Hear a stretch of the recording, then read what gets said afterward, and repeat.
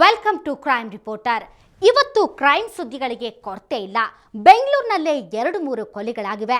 ಕರ್ನಾಟಕದ ಬೇರೆ ಬೇರೆ ಭಾಗಗಳಿಂದ ಕ್ರೈಮ್ ರಿಪೋರ್ಟರ್ಗೆ ಆಗುವಂತಹ ಸುದ್ದಿಗಳು ಬೇಜಾನ್ ಬಂದು ಬಿದ್ದಿವೆ. ಆದರೆ ಇವತ್ತು ಭಾರತದಲ್ಲಿ ನಡೆದ ಅತಿ ದೊಡ್ಡ ಕ್ರೈಮ್ ಅಣ್ಣಾ ಹಜಾರೆ ಬಂಧನ. ಅದಕ್ಕೆ ಆ ಸ್ಟೋರಿಯನ್ನ ತಗೊಂಡು ಬಂದಿದ್ದೀವಿ ಇವತ್ತಿನ ಕ್ರೈಮ್ ರಿಪೋರ್ಟರ್ನಲ್ಲಿ.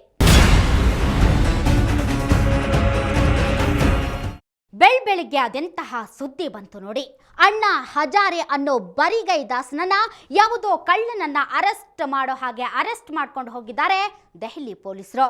ಅವರ ಜೊತೆಗಿದ್ದ ಅರವಿಂದ್ ಕೇಜ್ರಿವಾಲ್, ಕಿರಣ್ ಬೇಡಿ, ಶಾಂತಿ ಭೂಷಣ್ರನ್ನ ಸಿಕ್ಕಲ್ಲಿ ನಿಲ್ಲಿಸಿ ಜೀಪು ಹತ್ತಿಸ್ಕೊಂಡಿದ್ದಾರೆ.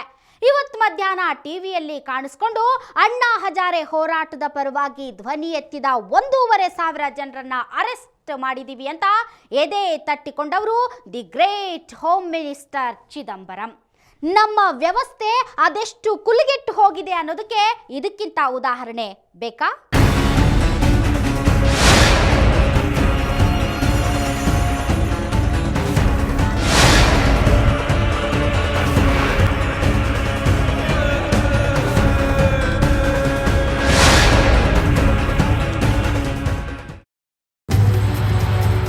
ಮೇರಾ ಭಾರತ್ ಮಹಾನ್.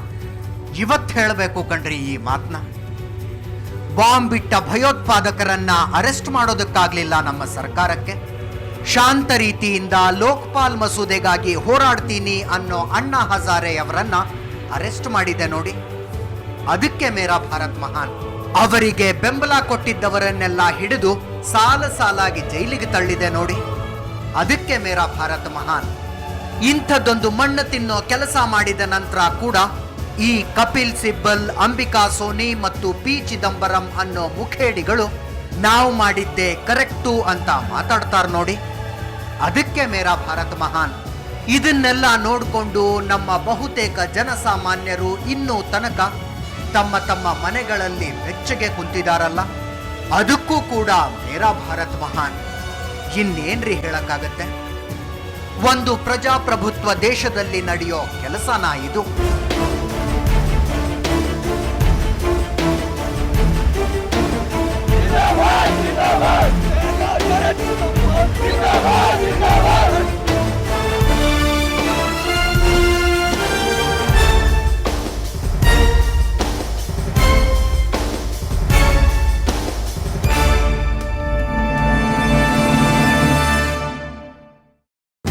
ದೊಡ್ಡ ಮಟ್ಟದಲ್ಲಿ ನಡೆಯೋ ಭ್ರಷ್ಟಾಚಾರಗಳಿಗೆ ಮೂಗುದಾರ ಹಾಕೋದಕ್ಕೆ ಜನ ಲೋಕಪಾಲ್ ಮಸೂದೆ ಜಾರಿಗೆ ಬರಬೇಕು ಅಂತ ಅಣ್ಣಾ ಹಜಾರೆ ಅವರು ನಡೆಸ್ತಿರೋ ಹೋರಾಟ ನಿಮಗೂ ಗೊತ್ತಿದೆ.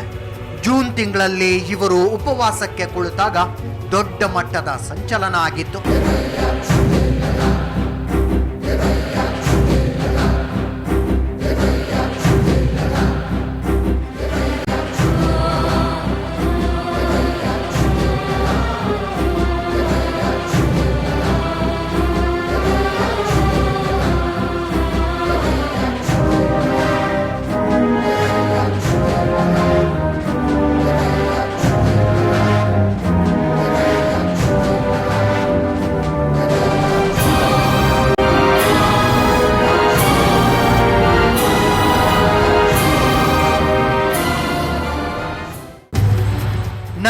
ಮೂರು ವರ್ಷಗಳಿಂದ ನಮ್ಮ ಪಾರ್ಲಿಮೆಂಟ್ನ ಮೂಲೆಯಲ್ಲಿ ಧೂಳು ತಿಂತ ಬಿದ್ದಿದ್ದ ಲೋಕಪಾಲ್ ಮಸೂದೆನ ತಿದ್ದಿ ಜನಲೋಕಪಾಲ್ ಅಂತ ಹೊಸದೊಂದನ್ನ ಮಾಡಿ ಇದನ್ನ ಜಾರಿಗೆ ತನ್ನಿ ಅಂತ ಹೋರಾಟ ಶುರು ಮಾಡಿತ್ತು ಅಣ್ಣಾ ಪಡೆ.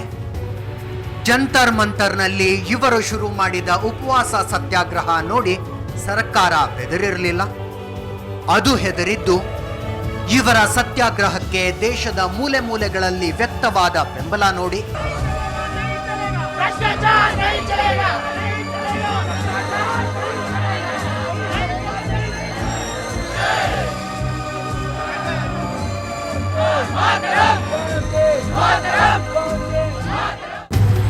ಆದಷ್ಟು ಬೇಗ ಲೋಕಪಾಲ್ ಮಸೂದೆ ಜಾರಿಗೆ ತರ್ತೀವಿ ಅನ್ನೋ ಭರವಸೆ ಕೊಟ್ಟು ಅಣ್ಣಾ ಹಜಾರೆ ಅವರಿಗೆ ಜ್ಯೂಸ್ ಕುಡಿಸಿದ್ರು. ನಂತರನೇ ಇವರು ಶಕುನಿ ಬುದ್ಧಿ ತೋರಿಸೋದಕ್ಕೆ ಶುರು ಮಾಡಿದ್ದು. ಕರಡು ಮಸೂದೆ ಸಿದ್ಧಪಡಿಸೋ ಕಮಿಟಿಲಿ ಎಂಪಿಗಳ ಮಾತ್ರ ಇರಬೇಕು ಅಂದ್ರು. ಲೋಕಪಾಲ್ ಮಸೂದೆ ವ್ಯಾಪ್ತಿಗೆ ನ್ಯಾಯಾಂಗ ಬರಬಾರದು, ಪ್ರಧಾನಮಂತ್ರಿಯಂತೂ ಬರಲೇಬಾರದು ಅಂದ್ರು. ಒನ್ಸ್ ಅಗೇನ್ ಅದೇ ಹುನ್ನಾರ ಇದು. ಭ್ರಷ್ಟಾಚಾರ ನಿಯಂತ್ರಣ ಮಾಡೋದಕ್ಕೆ ಒಂದು ಕಾನೂನು ಇರಬೇಕು, ಆದ್ರೆ ಅದು ಬೆದರು ಬೊಂಬೆ ಇದ್ದಂಗಿರಬೇಕು ಅಷ್ಟೇ. ಅದನ್ನ ವಿರೋಧಿಸಿ ಮತ್ತೆ ಪ್ರತಿಭಟನೆ ಮಾಡ್ತೀನಿ ಅಂದ ತಪ್ಪಿಗೆ ಅಣ್ಣ ಈಗ ಪೊಲೀಸ್ ಕಸ್ಟಡಿಯಲ್ಲಿ ಇರಬೇಕಾಗಿ ಬಂದಿದೆ. ದೆಹಲಿ ಅಗ್ನಿಕುಂಡವಾಗಿದೆ.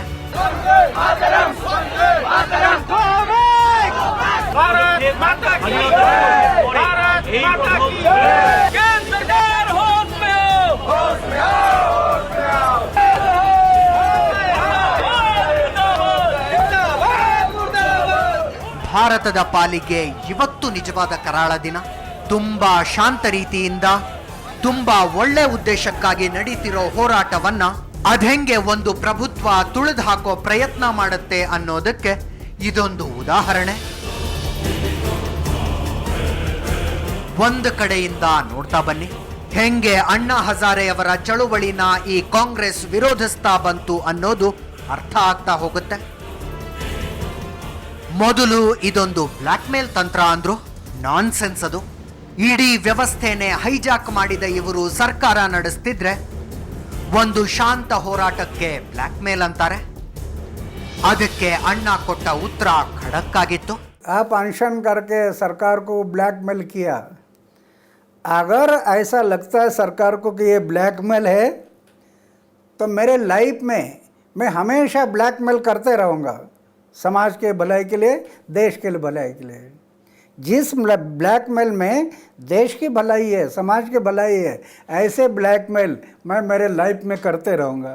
उससे मुझे कोई डर नहीं. ಅಲ್ಲಿಗೆ ಬರೀ ಇದರಿಂದ ಮಣಿಸೋದಕ್ಕಾಗಲ್ಲ ಅನ್ನೋದು ಗೊತ್ತಾದ ನಂತರನೇ ಕಾಂಗ್ರೆಸ್ ಅಣ್ಣನ ವಿರುದ್ಧ ಬಹಿರಂಗ ವಾಗ್ದಾಳಿಗಿಳಿದದ್ದು.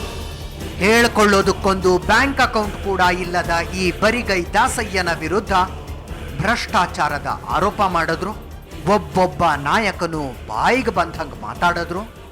ಅದಕ್ಕೆ ಕಾರಣವಾದದ್ದು ಅಣ್ಣಾ ಹಜಾರೆ ಪ್ರಧಾನಮಂತ್ರಿ ಮನಮೋಹನ್ ಸಿಂಗ್ಗೆ ಬರೆದಿದ್ದ ಒಂದು ಪತ್ರ.